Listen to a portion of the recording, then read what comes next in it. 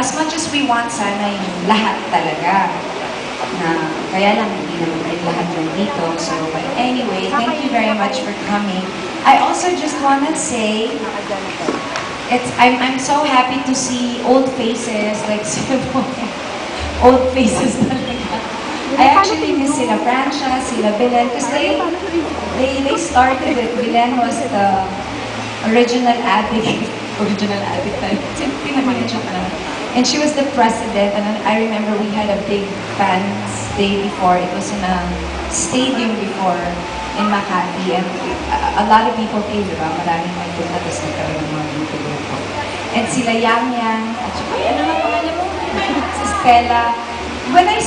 Before, nung nakita ko sila, parang addict lang sila. They just go wherever I go. And then I remember, we had this get-together in my house, remember? And I told them na maybe it would be good to also have your own thing, not just to follow me around. I'm very, very proud of you. No, I am. And also, Yang Yang, look, I mean, you are so scrawny. You actually look beautiful. Not that you look ugly before, but you look beautiful, and I'm very, very proud. Now, you know why? Because I always say this, well, actually, hindi ko na sasabi, pero kung we get together, sinabi ko na to noon na, it's okay to follow me, pero sana meron din kayong dream of becoming somebody than just to be what do you call that? Yung parang, hindi naman stalker, para ano tawag sa mga ganyan? Yung laging nagpa-follow lang sa followers. Twitter. Groupies. Ayun, parang groupies.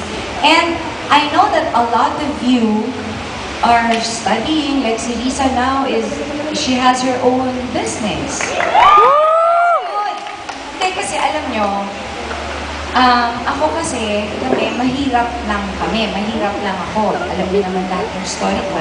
So, kailangan magsikap para maging mabuti yung life natin, diba? So, natutuwa ako na kahit papano, more than anything else, syempre natutuwa ako na hanggang ngayon, sinusuportahan niyo ako, natatouch ako sa mga gestures niyo, na sumasama kayo and all that, yung nagpa-vlog or whatever. But more than anything else, mas napaproud ako na you're doing something for yourself. And I inspire you to do that. And my music is inspiring you guys to do that.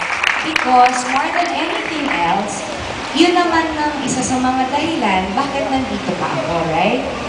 Like, I'm very proud of you because you're matalino kasi ito eh. She's taking nursing, graduated nursing, and then you're going to take up the board exam.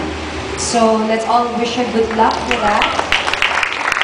And for the others, like ito, parang ganito pa lang siya kaliit nun. Sinusubaybayan na ako, and I'm glad you continued your studies, and that's really good. Kasi alam niyo yung ultimate frustration ko kasi in life, although ngayon hindi na, I was not able to finish school. So that's why I always, pag kami nag-interview sa akin, na it would be nice to be able to finish school.